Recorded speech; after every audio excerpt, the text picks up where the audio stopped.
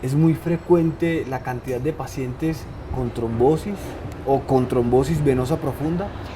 Sí, es una patología frecuente, todo depende de los factores de riesgo y lo más importante es del grupo etario, ¿cierto? Ujú. En los pacientes jóvenes se calcula que aproximadamente 1 de cada 10.000, pero cuando estamos hablando de pacientes mayores de 80 años, aproximadamente 3 o 4 de cada 100 pacientes pueden presentar esta patología.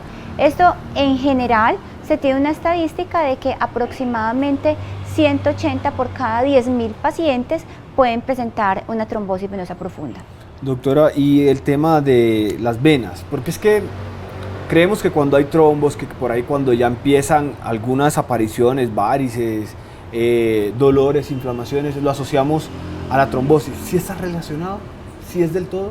Bueno, hay factores de riesgo para tener una enfermedad tromboembólica venosa, pero no podemos decir que todo paciente que tiene varices va a tener una enfermedad tromboembólica venosa.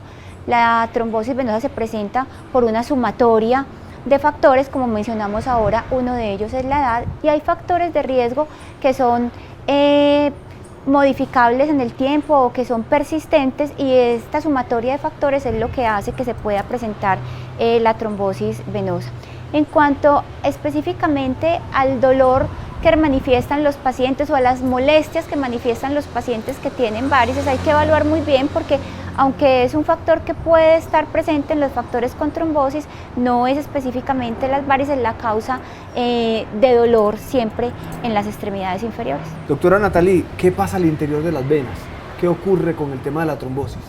Bueno, para poder saber qué ocurre con el tema de la trombosis y por qué realmente la trombosis venosa profunda es una patología a la que debemos estar con el ojo abierto, porque tiene mortalidad, tenemos que tener en cuenta que en las extremidades inferiores, que es donde se produce la gran mayoría de los trombos, el sistema venoso se divide en varias partes, en un sistema superficial y en un sistema profundo.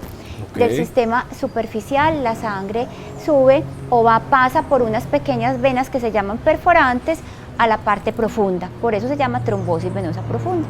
Estas venas son las encargadas de hacer el retorno venoso de las extremidades inferiores al corazón. Entonces, cuando ocurre un coágulo de sangre en estas venas, cuando ocurre un coágulo, entonces pueden pasar varios escenarios.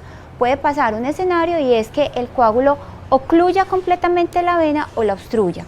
Puede pasar otro escenario y es que el coágulo se quede allí o el coágulo migre y cause un episodio de lo que se llama una tromboembolia pulmonar, que es lo que va a dar el factor de mortalidad a la trombosis venosa profunda. Y cuando eso pasa en una de esas venas muy pequeñas, muy por allá escondidita, ¿cómo se manifiesta? ¿Cómo lo sentimos? Bueno, cuando hablamos de trombosis venosa profunda en las venas en las piernas, entonces tenemos que hablar de un compromiso proximal y de un compromiso distal. Tanto los síntomas como los signos clínicos, así como también el pronóstico de estos pacientes está dado por el tipo de vena que se afectó. Se habla de proximal cuando es de la rodilla hacia arriba y de distal cuando es de la rodilla hacia abajo.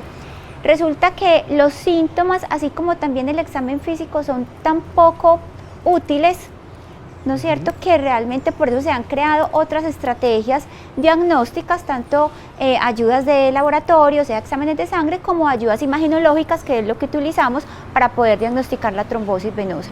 Muchos casos pasan asintomáticos y es realmente estos pacientes los que muchas veces se complican porque son los que hacen los episodios de tromboembolismo pulmonar.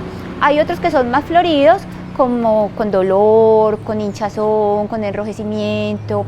Y lo más importante muchas veces es tener en cuenta que un paciente con trombosis venosa profunda hay que buscarle un factor de riesgo predisponente, y eso nos ayuda mucho a hacer no solamente una aproximación diagnóstica más rápida, sino también a poder plantear un tratamiento. ¿Eso por qué se vuelve más frecuente en los adultos? Creería uno, con las cifras que me da, 1 de cada 10.000 jóvenes, pues es una cifra bastante amplia, y ya lo cerramos a 3 de cada 4 o 3 o 4 de cada 100 adultos.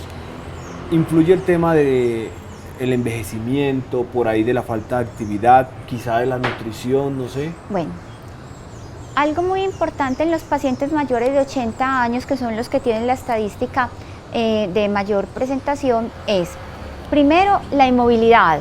Sí. ¿No es cierto? Las fracturas, los pacientes que sufren una enfermedad cerebrovascular y quedan postrados en cama, los pacientes que tienen problemas articulares y no pueden volver a caminar.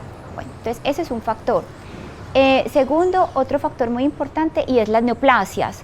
Las neoplasias o los cánceres son un factor de riesgo importante para la presentación de trombosis venosa, y aunque también son frecuentes en los pacientes jóvenes, pues la mayor prevalencia es en los pacientes ancianos, ¿cierto? Okay. Y la sumatoria de otras enfermedades o patologías que hacen que definitivamente en esta edad es en la que es mayor la presentación.